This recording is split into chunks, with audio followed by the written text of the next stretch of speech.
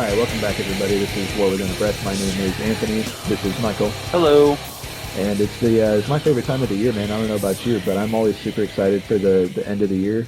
Not just for Christmas and free shit and a break and all that, but because it's when everybody starts posting their end of the year favorite albums lists, and I get to see what did people love that I missed, because it's pretty hard to listen to everything. And traditionally, I come across one or two albums on in late December that end up becoming one of my favorites for the entire year. Like a couple of years ago, I didn't discover the Atlas Moth until it was number one on somebody's list, and that became my number one within like a week. And then the year before that, it was Kvelertak and Agalloch and all this stuff. So I'm always super excited for the end of the year list. Do you get into these very much?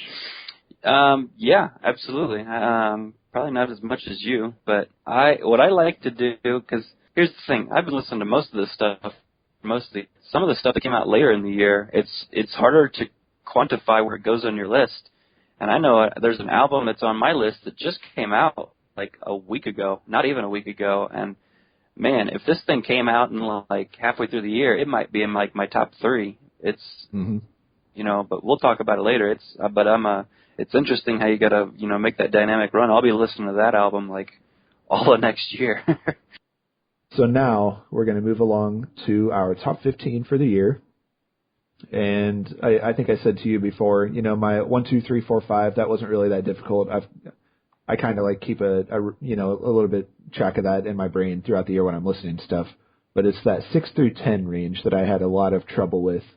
My 2014 playlist here, where I keep track of everything for the year, I've got about 80 albums in there, so it's hard to sort through everything. But after some grinding it out, I think I came up with a list that I'm pretty happy with. Yeah, I'm pretty happy with mine. I think that my problem area was I flew through like my 1 through 8, and then I named like my 15 and 14 right off the bat. And I was like, wait, I can't do that. So I had to think about 8 to 15 is really, or 9 to 15 is kind of where I had my problems. So okay. it was hard leaving off some of the band's albums that I did leave off. I think we'll both kind of be surprised by what's on each other's lists. All right, why don't we do it in chunks of 5? Do you want to start it off, or do you want me to? Go ahead, you start. Okay, so 15 and 14. We'll just start with 15 here. These are albums that I discovered like in the last 2 or 3 weeks, and I'm pretty sure that as time goes on, this list is going to look a little different, because I love the shit out of both of these. But number 15, I don't really know how to say this band's name. It's Ne Obliviscaris, and the album is Citadel. And the thing that I guess the band that I would compare them to the most is probably Between the Buried and Me, but they don't really have that metalcore aspect that Between the Buried and Me kind of built their foundation on. You know what I mean? Right. It's more around like some kind of like avant-garde metal, like song structures and stuff. I don't want to say Dream Theater, because it's not that proggy, but they do explore a whole lot of different stuff, and I think it's an album that you would like if you checked it out. What's it called? The band is called Ne Obliviscaris. That's N-E for the first word, and then Obliviscaris. The album is called Citadel, if you would rather check it out that way. It's a very, very cool thing, and they use violins sometimes, and that's like something that might normally throw me off, because I feel like bands try too hard when they use like actual orchestral instruments. But they make some really epic sounding songs using the violin, like very subtly. I love when bands do that. I probably will check that out, because I'm always looking for orchestric, uses of metal. I think they're two very stark sounds of music, but I think they go together wonderfully. I know you're not as huge a fan, but that'll probably be right up my alley.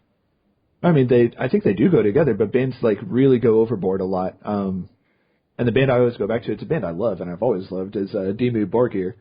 And they go way over the top with all their orchestral stuff. And I feel like you guys could just scale it back like a little bit, and I'd be a little bit more into this, because I think there's a point where it just becomes distracting. But that doesn't happen on this album at all. I think this one's definitely going to rise, and so is number 14 when we get to that. All right, well, my number 15, god dang, it took me forever to figure out 15, because I really thought this band would show up higher, but this is kind of one of the bands that, this album came out later in the year. It came out in October. We never reviewed this one, but I still listen to it a lot, and that's Revocation's Deathless. Yeah. Oh man, it's such a good album. I don't know what it is. I kind of paint a line like in different sides of the metal spectrum to Revocation and As I Lay Dying. They just pump out some albums, and everything's just solid. And I find myself listening to the last album they came out with, which that was their self-titled, and but Deathless has been played all over XM, the song, and then A Dead Ode to the Grave, Lavender Eyes. Oh man, it's such a good album. David Davidson is one hell of an artist. I think those guys rule. Yeah, I think there's no question. Like, they're one of the heavy hitters in the underground metal scene. I still think Chaos of Forms is my favorite Revocation album, but this one's, I mean, they don't write bad stuff. So, I mean, I enjoyed this. I was hoping we would get a chance to review it, but it just didn't work out the way that we had hoped. Well, maybe if we get a light winter, then we can kind of go back and check out some of the stuff from the end of the year this year. Yeah, Januaries are usually pretty dry, so there's a pretty good chance of that. Yeah. All right, so my number 14, like I said, this is another one that's definitely going to just rise through the ranks because I love it so much. And really, I mean, this band is what my motherfucking band was like trying to be, 5, 6, 7 years ago. If this band existed back then, they would have just been my favorites. And I don't know, we probably should have just broken up the band because we would have just been ripping them off. They do everything that I should probably explain what kind of band they are, huh? Because only you know what that means. So yeah, bands like Rosetta, Mouth of the Architect, Russian Circles, stuff like that. The whole post-metal, super pretentious type shit. Super pretentious. Yeah, dude, this song's so long, like it's just over your head, man. Just don't even try. Don't even try and listen to it. Just don't even listen. Don't even listen to it. You're inferior. Your ears can't even handle it. Yeah. Anyway, okay. Ignore it because of that. But this band is called Whirr. That's WHIRR. And the album's called Sway, and it's really, really beautiful. Just gorgeous stuff. The guitar tones are amazing. It's heavy, but it's like, it's another one of those Rosetta, Mouth of the Architect type things. It's not quite the slow burn as those. It's more in the way that like Junius approaches their music. And I'd still kind of put them in that post-metal-ish type category, even though it's not really that metal. So yeah, Whirr is like somewhere between Junius and like Isis or something. Gotcha. Anyway, it's really great. It's definitely going to go up my list as time goes on. There's just I haven't listened to it enough to warrant putting it above some of the bands that I have coming up. Man, I feel so inferior right now naming or listening or hearing you name these bands I've never heard of. Golly. Oh, you've heard of those bands? No. Just the Whirr. I don't know Whirr. Yeah. Never heard of Whirr. So. Oh, from here on out, it should be mostly okay. Okay. Cool.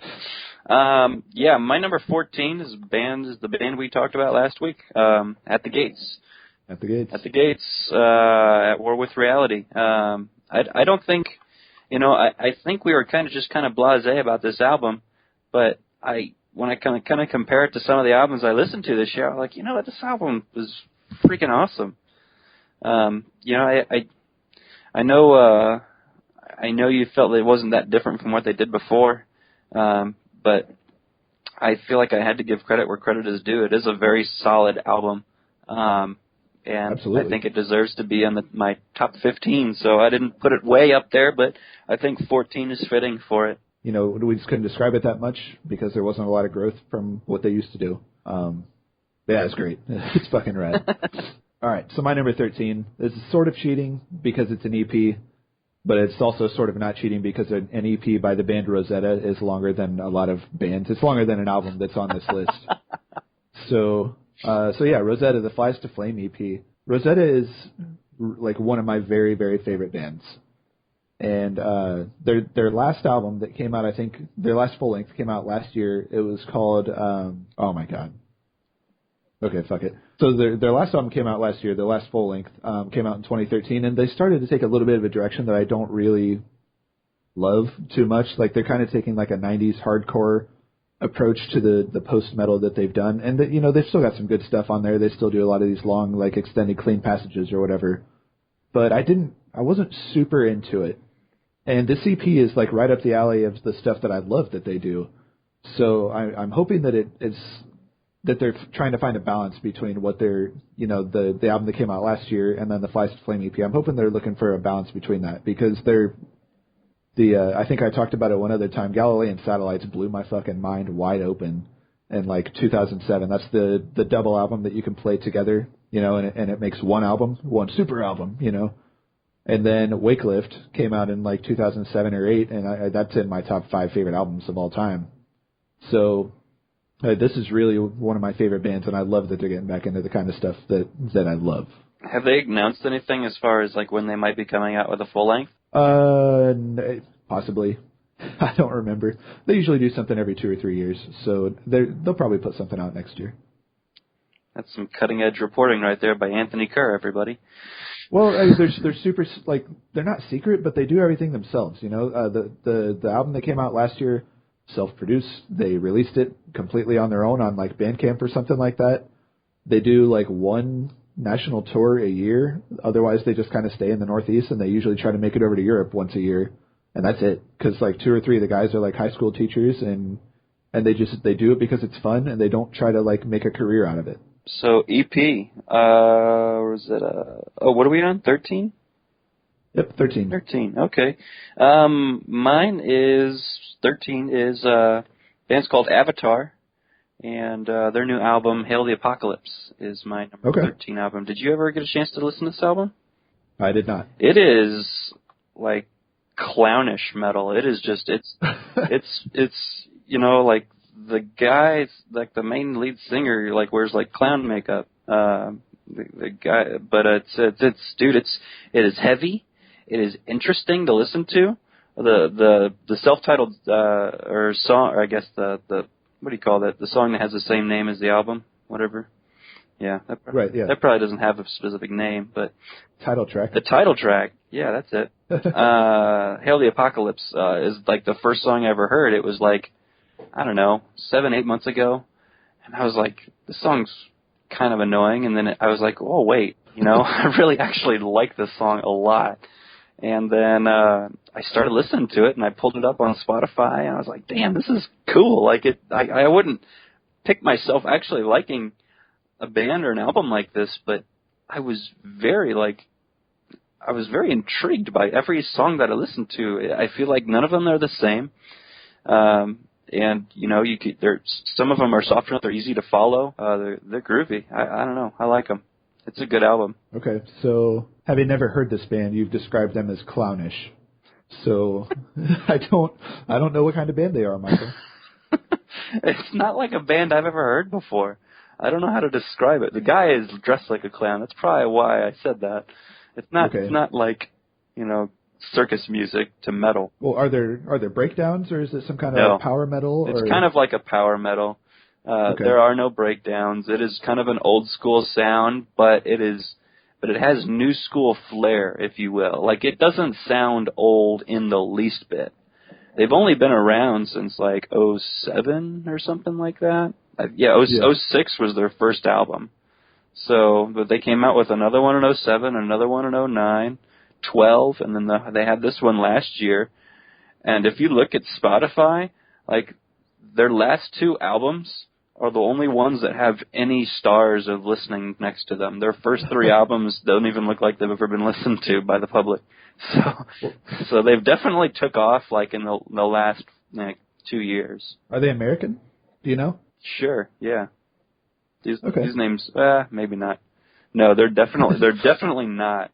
I take that all back. They are definitely not. I don't know where they're from, but names like Henrik Sandilslin and Simon Anderson, not spelled like normal Anderson, and Johannes Exerstrom. It's probably not, you know. Good. No, I guarantee you they're from Sweden. Okay. Then that's where they're from. Okay. They're fucking rule. I love this album.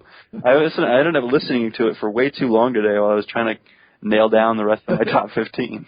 All right, guys. So this is Avatar, and according to us, they are clownish and probably Swedish. Yeah. So Hail the Apocalypse. Listen to that song. It's fucking awesome. everyone, go listen to them. All right. So number 12. I expect this will be on your list. It's an album that you liked. You liked it more than I did. It's Slipknot's Point Five: The Great Chapter. Yeah. So I mean, it's better than I thought it was going to be. It's the return that I was hoping for, and I think Slipknot are back, and I don't think they suffered from the loss of their members, and I think it's on my personal list. This is their second best album. You said it was their best, so I mean this thing's great. I was listening to it today, and it's like shit. Some of these songs kick all kinds of ass, you know. I think it was Custer in particular. I was like, fuck yeah, this song rules. Yeah, it does rule. Yeah, and just a good album. I'm really happy that they came back with this, and I hope I finally get to catch them live. Yeah, they're definitely back, and I don't know. I said it might be their best album. Jerry's obviously still out. This album just came out, but time will only tell. I think they're definitely, I always said, when we reviewed it that, the worry was these guys wouldn't be able to drum up enough, material for another album without two of their heavy hitters being in the band. Well, fuck, they proved us wrong. So, because that was a solid album all the way around. So, I'll have it on my list later. So, that's it. Awesome. My number 12 is one of Anthony's all-time favorite bands, though he never talks about them, is Demon Hunter. God damn it. It's the Extremist. And, one of Anthony's major pet peeves about Demon Hunter is that I've always called them like a hardcore metal band, when in reality, when I listened to them a long time ago, they were a new metal band. But yes, with their last 3 albums, they have turned into 100% just like a thrashy. And this new album is not any different. It's awesome. They always kind of have these cool tricks and twists in their songs, and I thought this album was great. It sounds just like Demon Hunter, but they continually try to improve their metal sound, and this does the job. I was very happy with this album as a Demon Hunter fan. Oh man. I didn't even ask you to cover this one or to review this one because I knew you would have said no, and knew you would have hated it. It's not that bad. It's pretty good. No, I would have done it. I would have hated it probably. I've told you how much. Well, not how much. The things I don't like about this band. I don't like their saying. It's just. Yeah, I know you don't like the vocals at all. To me, when the best part of your band is the covers of your albums, like I can't get behind it. And I remember back in when you and I first started hanging out, you're like, you should get this album, man, The Triptych, and I was like, hey, that looks cool, and I was coming off of new metal a little bit, so there were songs on there I liked, and there's exactly one song on there that I still like. Oh, what's it called? Setting Fire to My Soul or something like that? Yeah, that's a good song. Yeah, good song. And then I hate every other song.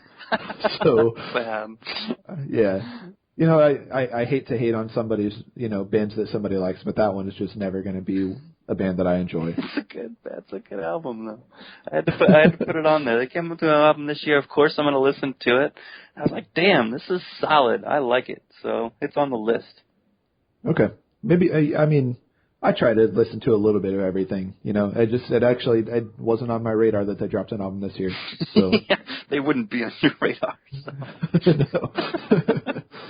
All right, well, we can move on to number 11 here. This is one of your favorite bands. You talk about them all the time whenever you can. It's Arch Enemy, War Eternal. And it's the first, I've said it before, Arch Enemy is one of those bands that I'm always like, I'm going to go listen to them, I promise. And then I don't, for the last 10 years straight.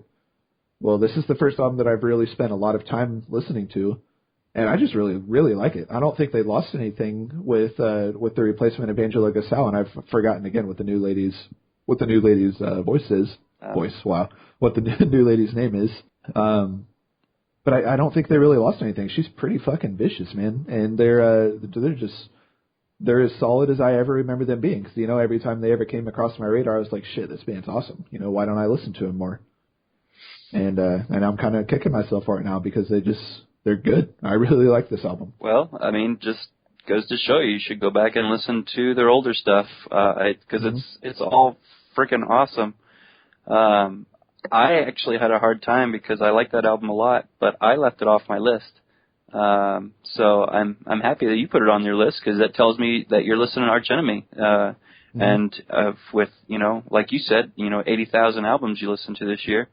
The fact that Arch Enemy is up there for you, that's rad, dude. So, yeah, I liked it a lot. Yeah. And they also, they got a new guitarist, right? Yeah, from what's his, god dang it. Jeff Loomis. Yeah, that's it. From Nevermore. Mm-hmm. So, yeah, hopefully that doesn't sound like Nevermore, but No, that guy's one of the best metal guitarists on the planet. But I'll take it. Yeah, he's absolutely solid. He's really good. But yeah, awesome, cool. Number 11 for me is the debut of that supergroup Killer Be Killed. Okay. It has Greg Puciato from Dillinger Escape Plan, Max Cavalera from Soulfly, and a bunch of other stuff. Troy Sanders from Mastodon, and Dave Illich from Mars Volta. He's the drummer. Mm-hmm. So it's a pretty cool supergroup. I've never really been a fan of any supergroup that I can really ever remember. Maybe, I don't know. Maybe some out there that I didn't even realize was a supergroup, but not really. And this was kind of really the only one that I've really, listened to an entire album and actually kind of enjoyed most every song. So I've never, I can't stand Max Cavalera for the most part, but yeah, me either. He's a good songwriter, though. Like he's just a solid songwriter. I just don't like the way his voice sounds at all. And luckily for me, Troy Sanders and Greg Puciato actually get a lot of play on this album as vocalists. It's not just Max the whole time. So, yeah. Did you ever listen to this album in full length at all? Yeah, I listened to it a lot. I didn't think this was going to work. I remember hearing rumors of this, and it's like, Greg gets around with everybody. He's trying to start projects up with everybody, whatever. It's not going to do anything. And then I hear, wait, Troy Sanders joined this. Okay. Well, when he joins stuff, it usually ends up happening. And it's like, damn, there's no way this is going to work. Because, personally, I've never liked Soulfly, and Sepultura just, a little bit above that is my tolerance for Sepultura. And I just absolutely hate, Cavalera Conspiracy. So I didn't love that he was a part of this. And luckily, they kind of just, I think the band sounds like they've got that, the aggression that Soulfly and Sepultura have. And, some of they're not really breakdowns, but those beatdown parts that they do.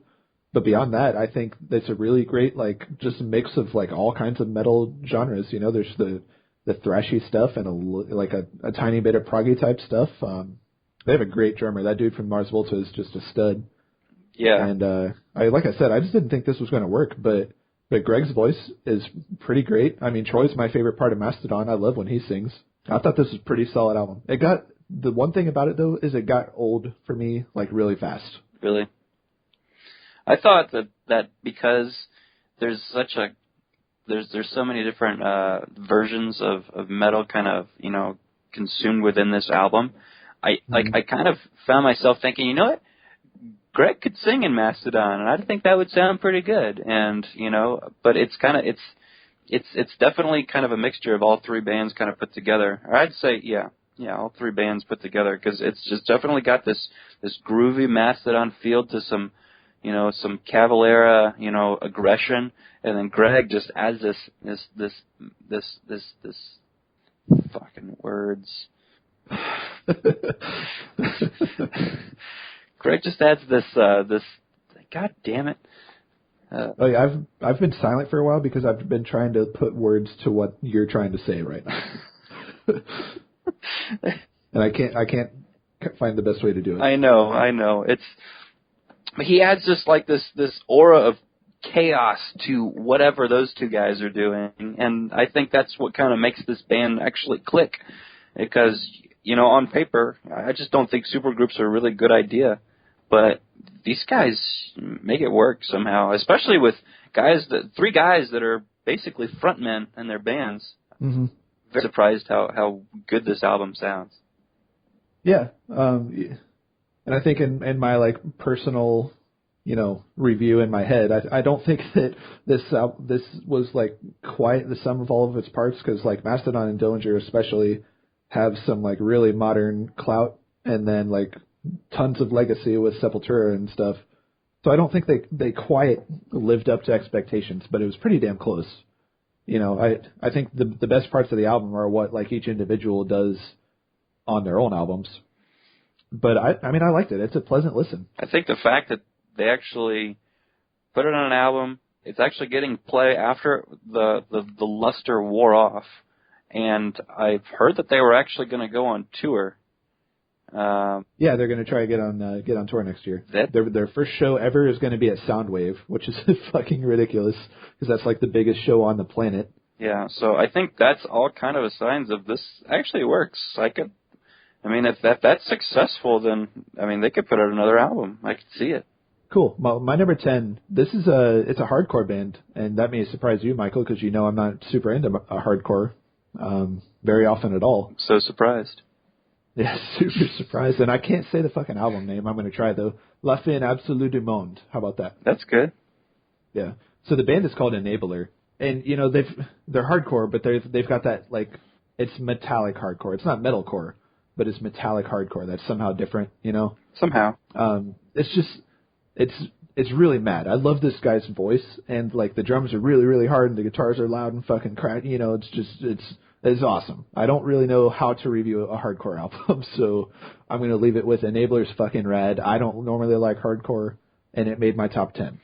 So if you know me, that should be enough to, check them out. Yeah. And you especially, Michael, I think you're going to like it. Yeah. I saw that. Just for like, I saw your Spotify fill up with like Enabler. I'm like, really? He's listening to Enabler? And I never really checked out their album this year. I think I've seen them live a couple times. And I've always thought, yeah, they're cool. I like them. Yeah, they're neat. I never checked out their album this year. A couple good hardcore bands came out with albums this year, and that just kind of didn't jump on my list of hardcore bands to listen to. But they're a solid band. I will go check that album out. Yeah, I think my band might have actually played with them one time. This big hardcore show came through with like The Carrier and all this other stuff, and I think Enabler was there, so you might have seen him at that. Yeah, it might have. Yeah, I think that might have been one of them. But yeah, I know that like Bane and Terror and Sworn Enemy are just like, at this point in a hardcore band's life, 10 years old is old. So yeah. Those bands are all old. So they all came out with albums this year, and I was excited to check them out.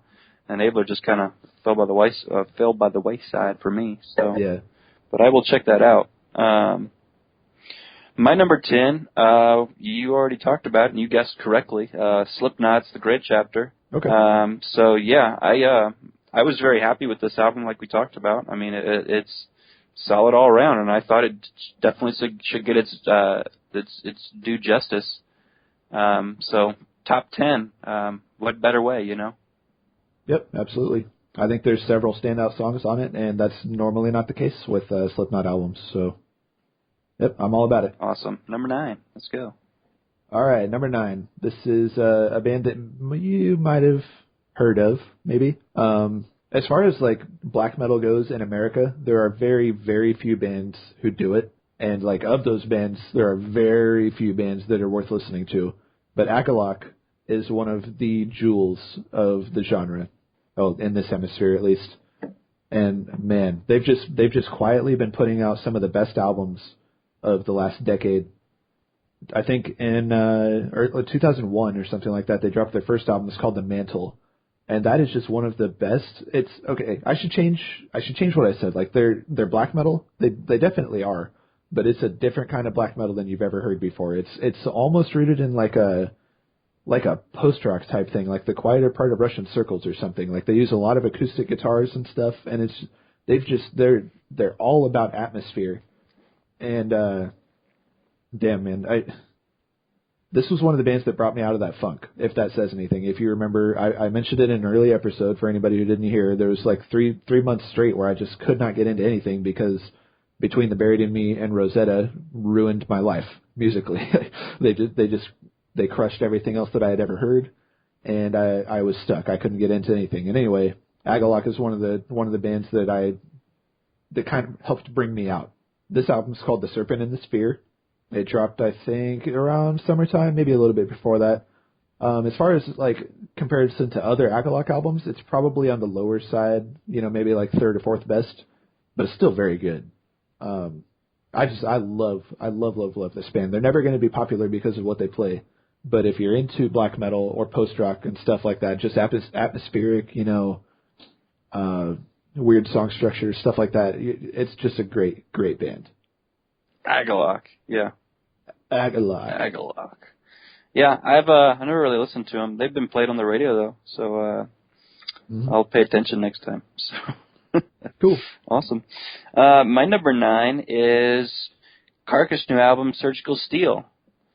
I really like this album. I never really ever used to listen to Carcass before this album. Obviously, it had been a long ass time since they came out with anything. But I found myself like listening to it, like it would come on XM all the time, and god dang, I really like this album. Like, it's interesting.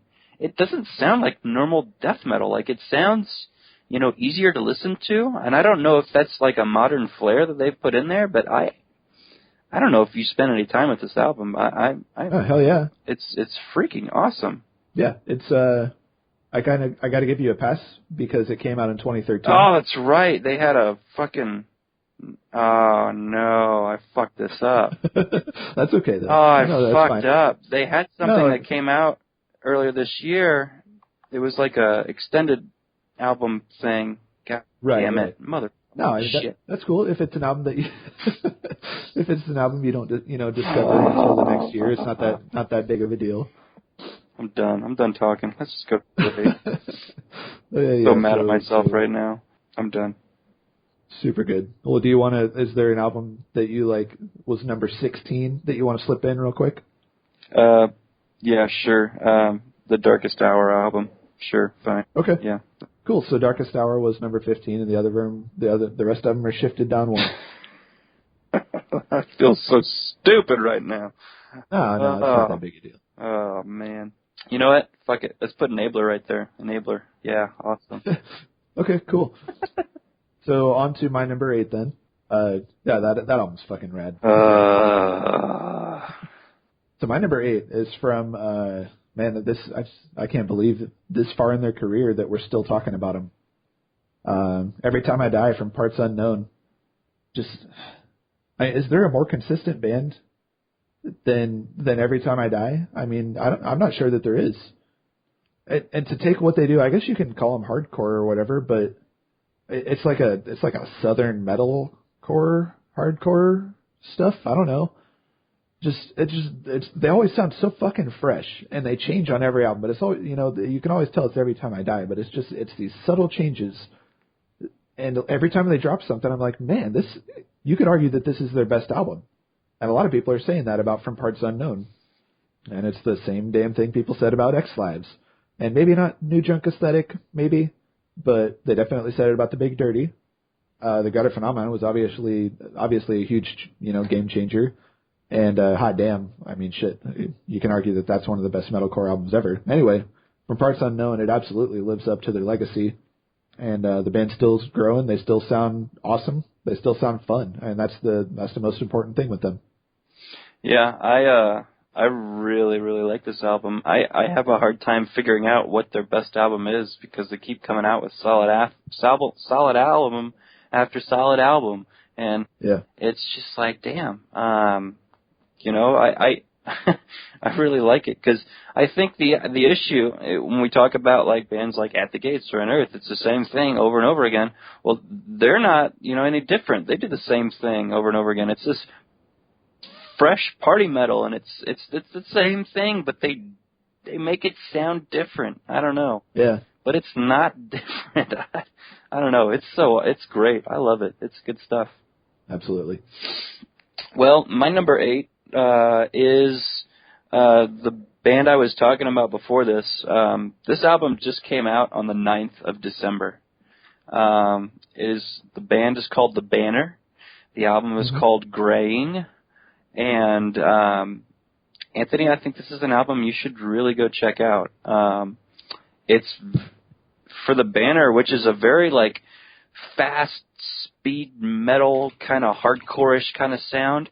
This album of theirs is it's got some very sludgy parts, and it just kind of didn't really sound like the normal The Banner, but they got 3.5 bones on Metal Sucks, and I was like, I couldn't believe they got that high. I thought if they were gonna ever come out with anything again, it was gonna get like maybe 2 stars on something. I'm very impressed. This is another album I listened to like the whole thing like 3 times. I listened to it again today, but I've listened to it already like 3 or 4 times, and I can see this. I mean, it's probably too high on my list, but I'm just in love with it right now, and it's going to keep going higher and higher. I'll keep listening to this well into 2015. Cool. It's another of those bands. I think you mentioned them on one of our earlier episodes, and I meant to go listen to them then, but I mean, you know how these things go. But that was me typing it out right there. I'm sure you heard me on my new clacky keyboard. I saw you listening to them on Spotify earlier, and I checked out a song, and I was like, shit, this is kind of cool. Yeah. So I am going to go listen to them. Yeah, I think you could definitely listen to the older albums, and you might be like, I could see why Michael used to like this band a lot, and then yeah. But with matured tastes and everything being the name of the game nowadays, I think this new album is much better than anything they've done, and I think you'll get a kick out of some of the sludgier parts. It doesn't feel slow though, like it's still pretty fast. In some aspects, I don't know what I can say. I'm a huge fan of this new album. Cool. Well, my number 7. This is the last album that I'm going to mention that you are not going to know. So, and man, I have no idea how to describe this band or this album. The band is called Indian. They're from Chicago, and the album is called From All Purity. And I guess the best way to describe them is, I mean, they're a doom band, I guess, but it's not normal like it's not like Pallbearer or Earth, stuff like that. It's really, really different to me because I'm normally not a big fan of just straight up doom. And I don't know how to describe this. Like the best way to do it, the best thing you can do is just go listen to the first song. It's called Rape. And that song, it's fucking terrifying. Like the guy's voice is just it's unlike anything I've ever heard before. He sounds so pissed or so evil or so scary. It's some combination of all of that. And oh my god, there's this part like 2 minutes, maybe 3 minutes in where they just repeat, they bang it on like one note. He just keeps repeating this one scream, and they do it for like a minute straight, and it is so fucking intense. That's my thing with this band. It's like it's a doom band, but they're really, really intense. And there's no way for me to sell it to someone. Like you have to listen to it. Yeah, I don't know if you're going to sell it to somebody by saying, listen to this song called Rape. And saying it's the most terrifying song ever. Yeah. That's probably not going to do the job. What's the name of this band again? Indian.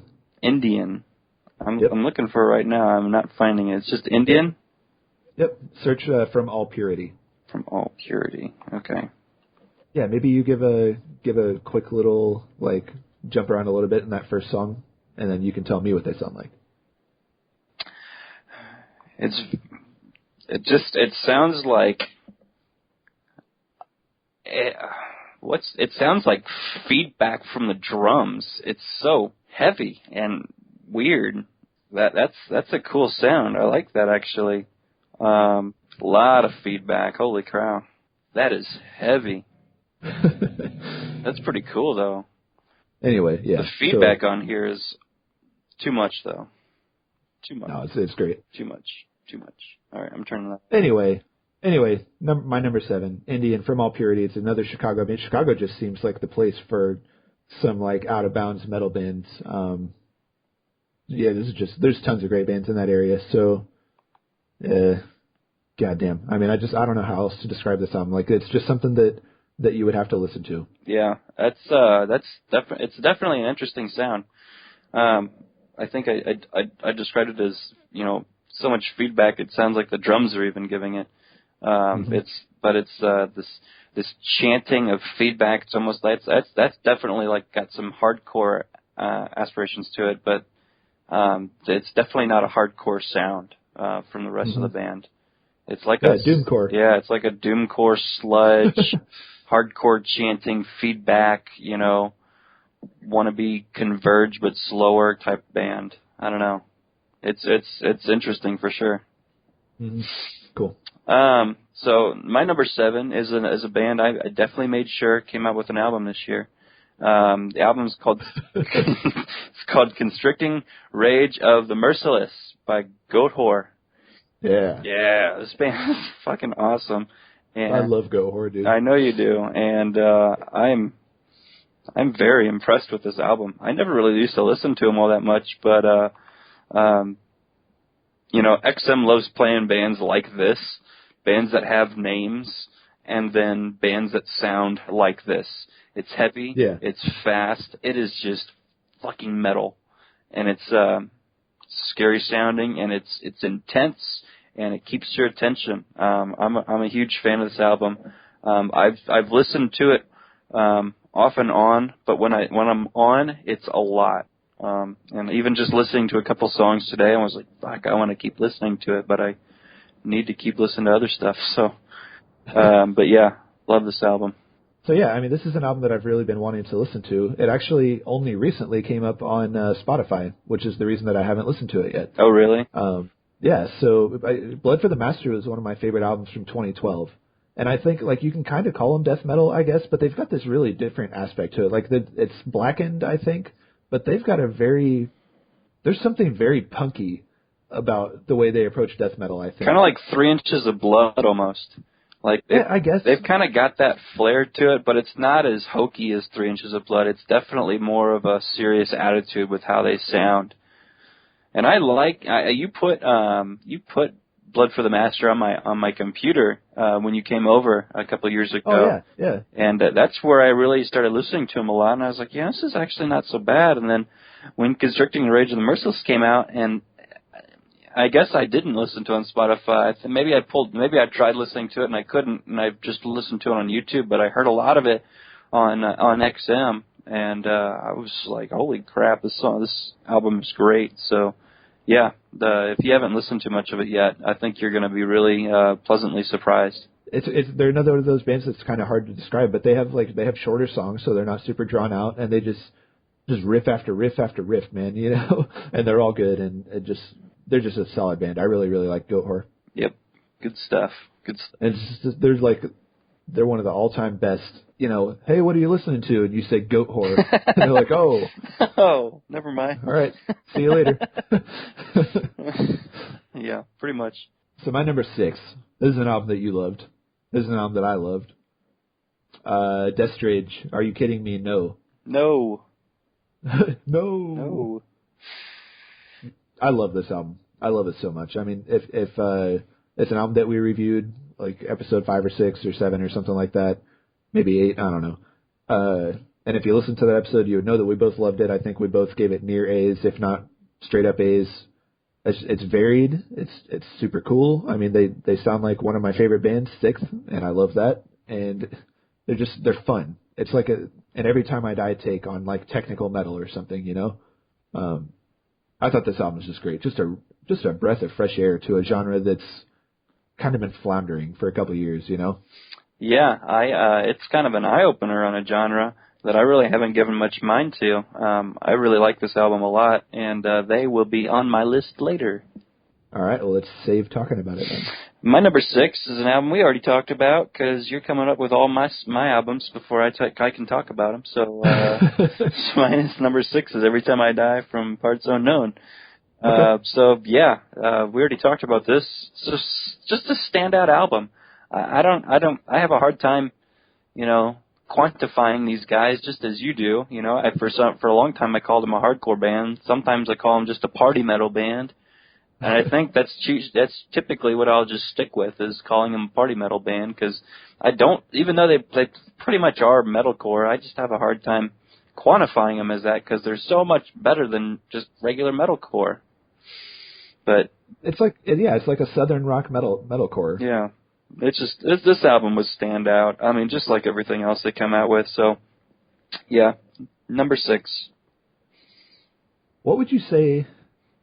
I don't even know if I should ask you this because it would just change with my mood. Like, what would you say is their best album? Not your favorite, but their best. Their best. Every Time I Die. Oh man. I don't think it's Hot Damn, personally. Yeah, I think it would be one of their later albums, and the reason I say that is because Hot Damn was something that they grew from. Yeah. You know, they went from Hot Damn to Gutter Phenomenon. And Gutter Phenomenon is way different from Hot Damn. Mm-hmm. I think it's got to be one of these last 2 albums. One of the last 2, X Lives, or this one? I really like X Lives, and I think I might like this one a little more, so, yeah. Yeah, I think I would go X Lives right now, but, oh man, that might change next month. So, just like you said, I tend to go that New Junk Aesthetic was not one of those, one of their greater ones, but I really like The Big Dirty a lot too. I think The Big Dirty did a good job of combining Gutter Phenomenon's popularity and some of the rashness of Hot Damn, and that's why I think I've always liked The Big Dirty. It's kind of been one of my favorite albums. But yeah, I could probably get with that. X Lives or From Parts Unknown. It's probably one of their better 2 albums. Cool. It's just so hard, when you have like 6 albums that are like 9 out of 10. Like, how do you pick the best? Right. I think we should just sit back and enjoy. But we got to do these damn lists because we're making a damn podcast. All right, so we're getting into our top 5s now, and this is where shit gets real. Yeah, and we're not going to review what we said before because that involves me having to mention Carcass again. So fuck that shit. Okay. So my number 5 is one of my very favorite bands for a long time now, Unearth, Watchers of Rule. I'm still listening to the shit out of this. I mean, it's absolutely my second favorite album by Unearth, and it could become my favorite over time. Wow. I mean, I think it's that great, and I love how pissed off Trevor sounds. I know you're not a big fan of it, but I just everything. The musicianship is outstanding on this thing. The guitarists they have they were always great, but the speed that they play at and the complexity of those chug riffs are it's ridiculous. I mean, the song Never Cease. Like, I'm just gonna leave it at that. That fucking song rules. That song does rule. I bought the album and it's in my car right now. But I have August Burns Red playing in the CD player right now. But I've forced myself to listen to it some more, and I just wish Trevor would come back and scream for the band again, because that's not Trevor. It's just not. Makes me sad. So it makes me sad that you're not into it. Yeah, I don't know. Like I said, it's probably going to be one of those that I get into later, but I'm just not feeling it right now. So you'll find that it is not on my list. It will not be in one of these top 5 for me. And that's mind-blowing to me. I know. I never, ever would have thought that not in the top 15 at all, just not in the top 5. I mean, damn. I mean, I just blows my mind. But when I was putting this list together, even that little fuck-up I did right there, I mean, I still would have put Darkest Hours album ahead of them. So, yeah. So that's yeah. But, yeah, it's a solid album otherwise. I just don't think it sounds a whole lot like Unearth at all. And this is going to be immortalized on the internet. So 10 years from now, when you listen to this again, you'll be like, "Gosh, I was a big dummy for that." Probably.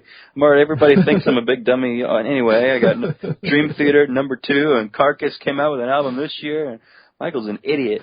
So, oh well. All right. Well, I don't think I'll be said I'm an idiot for this pick. My number 5 is Job for a Cowboy's Sun Eater. Nice. I like this album a lot. Job for a Cowboy is just one of those solid death metal bands. It's going to be like immortalized as one of the best death metal bands ever, probably. Maybe. I don't know. They could be. They're just really fucking talented, and they're really good at making interesting death metal songs, and that's typically an issue with death metal bands is because they come out with stuff and it sounds the same, and it's just like, this is just boring and grungy and dirty and mad and angry sounding. And Job for a Cowboy, there's so many hooks in this album. It's just, have you given any listen to this yet?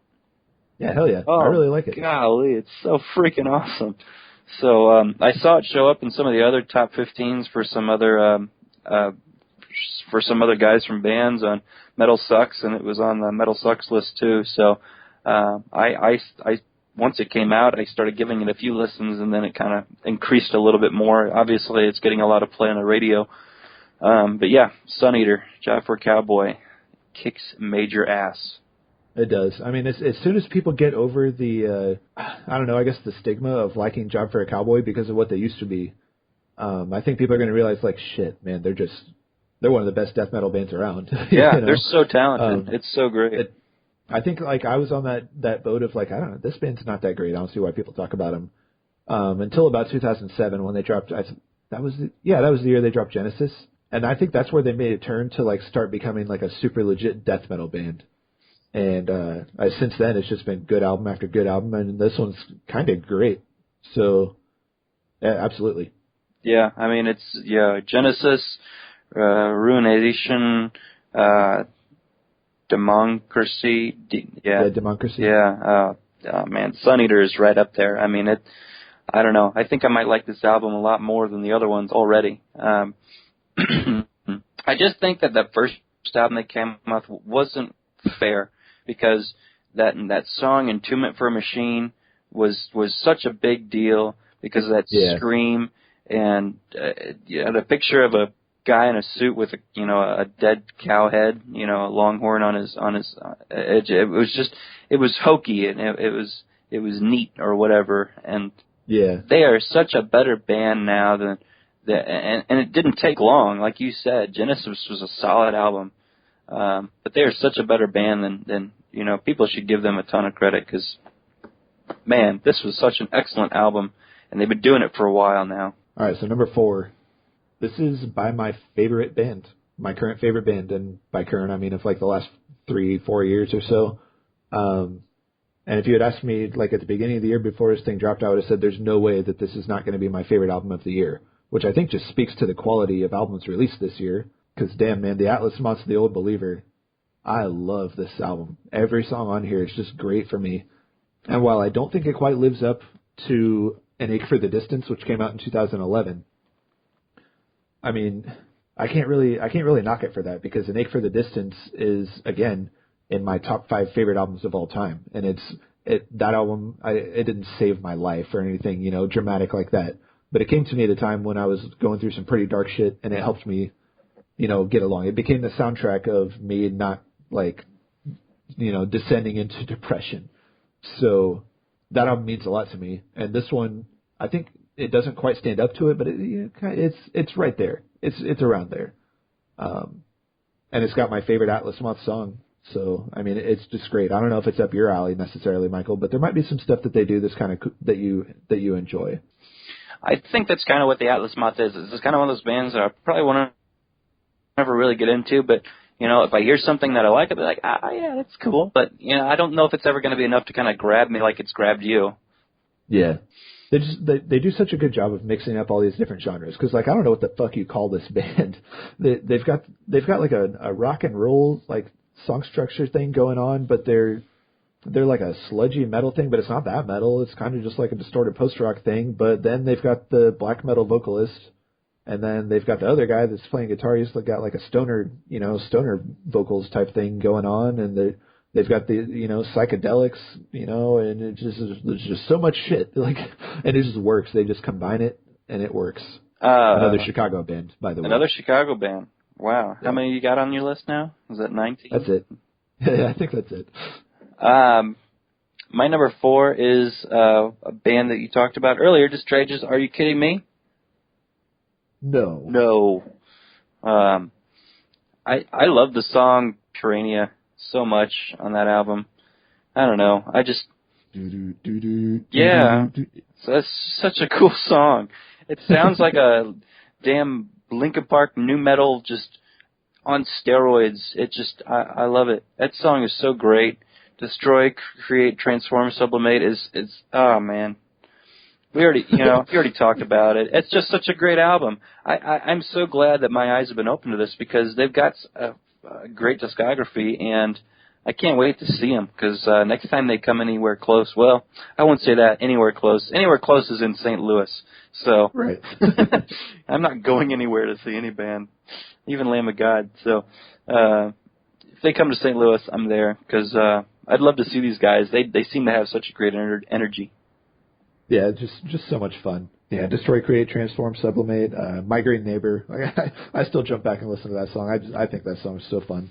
It's funny because when you're saying Destroy, Create, Transform, Sublimate, I can't help but like Destroy, Create, Transform, Sublimate. See, that's how I want to say it right there. Just the way he screams it in the song. So I don't know. It's such a good album. I'm so happy for the day that you showed that to me. Oh man. Yeah. There's no way you're not gonna love this. That's right. I loved it. It's number 4 on my list of albums of the year. I can't believe it's not higher than that. Yep. So number 3 for me. I mean, I was really surprised that this made it this high. Like when I was first listening to it, it's like, man, this is just fun to listen to. These songs are all good. But then we reviewed it, and it's like, wait, every song on here is fucking rad. Like the execution of this album is so great. And then when you compare them to bands like Periphery, who is probably like their most, comparable peer, it's like, man, they do everything right that Periphery does wrong. And I think Periphery does a lot wrong. And I'm talking about Monuments, the Amanuenses. And this album, like, again, if you really want like a deeper, review on it, just go listen to our review from like episode 5 or whatever. But shit, I love every song on this thing. I think the vocals are great and super varied, and I'm surprised that it's all done by one guy. I think that it's full of fucking hooks. Like every song's got like 3 or 4 really hooky parts, and it's heavy when it needs to be heavy, and it's soft and delicate when it needs to be delicate. And I just think it's a damn near perfect album. And considering it's like gent or whatever, I mean that's pretty surprising. I remember showing this album to Gary, and then he listened to the first track and was like, dude, this is fucking rad. I'm like, yeah, and that's the worst album. That's the worst song. And that's not even a bad song. I wouldn't say but it's just like compared to the rest of the album, that album is so solid, just up and down. And damn it, you did it to me again, because this is later on my list. But I'm about to do it to you, so I feel pretty awesome about that. So, okay. But yeah, I remember reviewing this and I was like, damn, this song's good, and then this song's good, and then this song's good. Right. So it's just, there was no song that I got bored with. There was no song that was just like, I don't have much to say about this one. Bowl of fucking hooks. I love that adjective that you give this album. It's perfect. Love it. Yep. Good album. And I listen to it so much too. I think it's like my second most listened to album of the year. Yeah, we won't talk about my second one. It was my third. It was my third, though. It was my third. Cool. All right, so you're number 3. My number 3 is probably going to be your number 2 or number 1. It's Behemoth the Satanist. I really thought I would put this number 2 or number 1, but then, it's kind of hard to do this, but just kind of the way everything fell, this is just it's just a perfect metal album. There you go. It is. Like, it's just a perfect metal album. It is so well done for a band that I would not normally listen to. Like the Michael of 10 years ago would have never listened to this album, especially something called The Satanist. Yeah. But it is just damn perfect. I don't know how else to describe it. It's scary. It is spooky. It is frightening, and it is awesome. You said it, man. I think it's perfect. I said it in our review. I gave it a 100% A+, whatever you want to call it. I mean, I guess it makes it easy for you to talk about the Virgin's cunt and like spawning serpents and, I believe in Satan and all this stuff when you've got a sex symbol for your singer. So, Behemoth the Satanist, it's my number 2.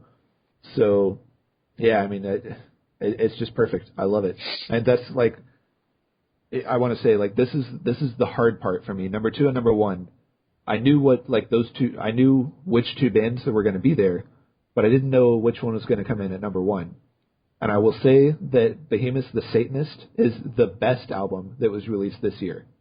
Number one's the one that I enjoyed the most and the one that I listened to the most. I will agree with that. And I don't even think it's close. I think The Satanist is by far the best album this year. I will 100% agree with that. I think the two albums that I have at number 2 and number 1 are just albums that I liked a little bit more.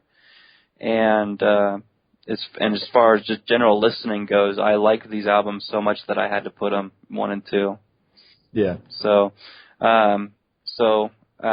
since we just talked about your number 2, my number 2 is Whitechapel's Our Endless War. What? Really? What? Out of nowhere. I thought you might think that. Yeah. I talked about this album a couple times this year, and I don't know if you ever went and listened to this album, dude. They came out with a better album than the first one, and as much as you didn't really care for, and I didn't really care for, the Acacia Strain, this did the job that I was hoping the Acacia Strain did. And I knew that when the Acacia Strain came out with that album, I was going to be comparing it to the Whitechapel album because I love this Whitechapel album. It is just so fast and scary and awesome. And they are just on they're like Job for a Cowboy. It's a different kind of death metal, but they're just on a clear track of just leading the way for that genre of just like fist pumping, angry death metal with hooks and just, oh man, blast beating and awesomeness. And I know you might have a hard time with this one being number 2, but I don't think it's so egregious because I really, this album was awesome. It was damn near perfect death metal album. I'm so happy with this album. Well, I wish that I had listened to it so I could argue that it's not as good as The Satanist. But as long as you throw in the caveat that it's the one you like more, yeah, I don't have a problem with it. Yeah, I would say, because I mean, obviously with this being my number 2, you know what my number 1 is. I would say that this probably would have been my number 1 if you wouldn't have introduced me to Monuments, because the only reason that that's any higher is because you made me focus on it I focused on it more because of the podcast, and I just fell in love. But this one was just kind of on my own. We didn't talk about it hardly at all on the podcast, and I just love this album. It is so good. Man, it's becoming apparent to me that you left off a certain album. Oh, yeah? Yeah. What did I leave off? I sort of have an issue with this. What did I leave off? You left off my number 1. What'd you leave off? I didn't leave off shit. You left off an album. Oh, okay. All right. My number 1. Oh man, I can't believe it. Okay, this album it came to me out of nowhere. I wasn't expecting it, and I saw the album art. I was like, hey, that looks cool. And it's pretty rare. Like that's an old school metal thing where you're just looking through stuff and like, hey, that album looks cool, and you buy it. Not nothing to do with the name or like even what kind of music it is. But that's what happened with this. And lo and behold, I picked up a death metal album that's just like drenched in ambience and just spacey stuff. And like that's right up my fucking alley. And Fallujah's The Flesh Prevails is by far the album that I listened to the most this year. And I love it. I love every song on here. A Starlit Path has to be one of the best album openers. I didn't put it on our album opener list because I thought that would have been, to use your word, kind of hokey. Because, I talk about the album so much and I love it so much, and it's too new for me to put on the best album openers list to me. But I think it's a perfect way and a perfect introduction to what the band is. And then you just go down the line: track 2 good, track 3 good, track 4 good. If you're not into the instrumental one, I can sort of understand that. But then, man, Allure, that's the song. That's my song of the year. I fucking love Allure so much. And then they followed up with Sapphire, which is their single. God damn it, that song rules, I can't say enough about this band. Like, when the worst part of your band is someone who does their job almost perfectly, I'm talking about the vocalist here, he's if the vocalist is the least important guy in the band and he does his job perfectly, I think that's pretty awesome. And it's by far the album that I listened to the most this year. And I know I'm just like fucking swooning over them right now. It's a really terrible explanation for why it's my number one. Yeah, why don't you go ask Fallujah out on a date? Damn. Yeah, yeah. But Tasha jealous? Yeah, I love them so much. Tasha, it's a good thing Tasha likes the band because, man, it's just been in the CD player since I got it. Okay, so that's a surprise to me. I don't know what I thought your number one was going to be, but I didn't think it was going to be that. And I wouldn't have been surprised if it wasn't on. I guess I did expect it to be on your list, but I just kind of forgot that you hadn't mentioned it yet. And I don't know. It's just like it. I wrote it down as one of the albums that I listened to, but it just didn't make my top 15 list. I didn't love that album as much as you did. That was our first podcast. I listened to it a lot, but it just, I don't know. I felt like there were really like 2 or 3 awesome songs, and then the rest just kind of was like, yeah, that's cool. But I'm just kind of get bored with it, and maybe it's just because of the ambience. Maybe I felt like it was too much. I didn't feel like it was. I don't know. It just didn't grab me enough. That's just all I have to say about that album. It didn't grab me as much as some of these other albums I listened to this year. All right. Sorry, Anthony. You forgive me? It's okay. I mean, I shit all over Demon Hunter earlier, so I guess that's fine. Yeah. Maybe you should find room for Demon Hunter, and I'll find room for Fallujah. So okay. No, I listened to Fallujah. It's not like I just kind of fell off. I can't give you the Queensryche argument where I never really listened to him all that much. Right. I listened to this album a lot. I wrote it down. I could probably put that at 17 if it makes you feel better. Probably won't, but it's just, yeah. I mean, it was a good album. It's just not one of my favorites. And we're doing our favorite albums, our top 15 favorite albums this year, and that's why it's not on my list. Okay. All right. Number 1 is Monuments. We already talked about it. Boring. I know. That Monuments album. Damn, dude. I swear, if it wasn't for if it wasn't for the podcast and you saying we should review some albums that came out earlier this year, I mean, it came out in like July or something like that, and it would have slipped through the cracks. It totally would have, and I would have never listened to it, and it's my album of the year, for sure. I mean, I love it. It's great. I haven't picked it up yet, which surprises me, because I need to do that. Amanda's always saying, well, you never tell me what you want, so maybe I'll have her pick that up for me for Christmas or something like that. You should tell her to listen to the fucking podcast. She'll get a pretty good idea of what she will never listen to this podcast, ever. Does Tasha listen to the podcast? No, she doesn't. Yeah. Amanda will never listen to this, even if I paid her to. And she's my wife, so. Oh, man, that's not going to happen. So, yeah.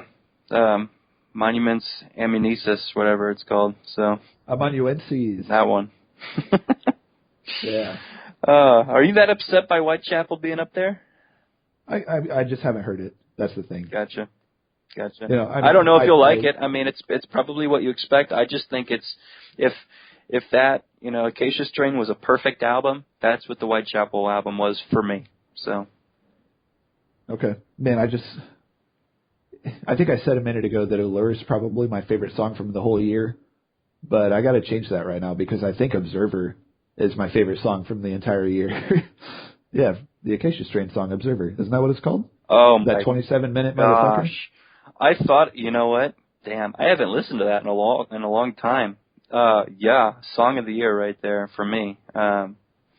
You're putting me on the spot, but well, I remember I saved you. I remember listening to that, and at the time it was just a rough go. Like family was having issues, and it was before the wedding, and it's just like, fuck. No, it was after the wedding. It was after. I can't remember. It was somewhere around there. Just shit was stressful, and I remember listening to that, and I was just like, man, I just closed my eyes and just enjoyed myself. That song is so great. I don't know where. Out from in their brain somewhere that song came. It is awesome.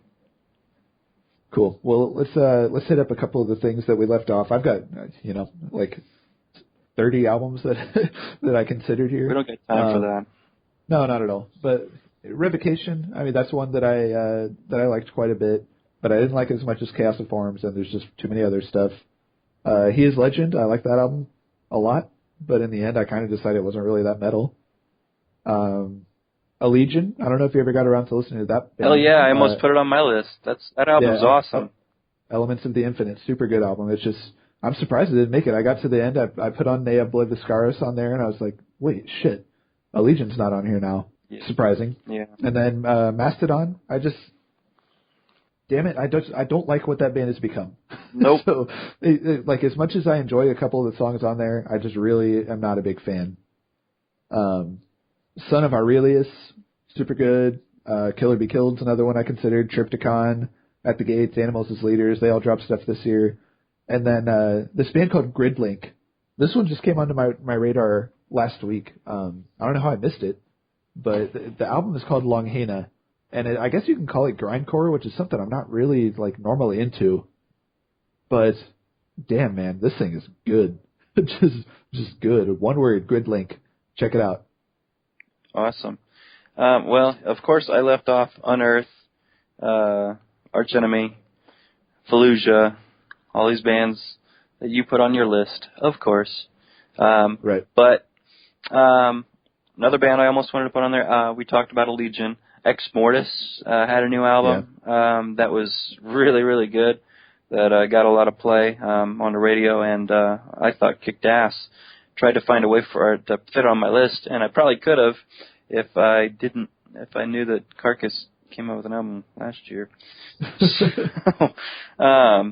And of course, you know, this really was just like a top 16, and we really just have a number one album that we agree on that we didn't mention because we really wanted to give it its just due.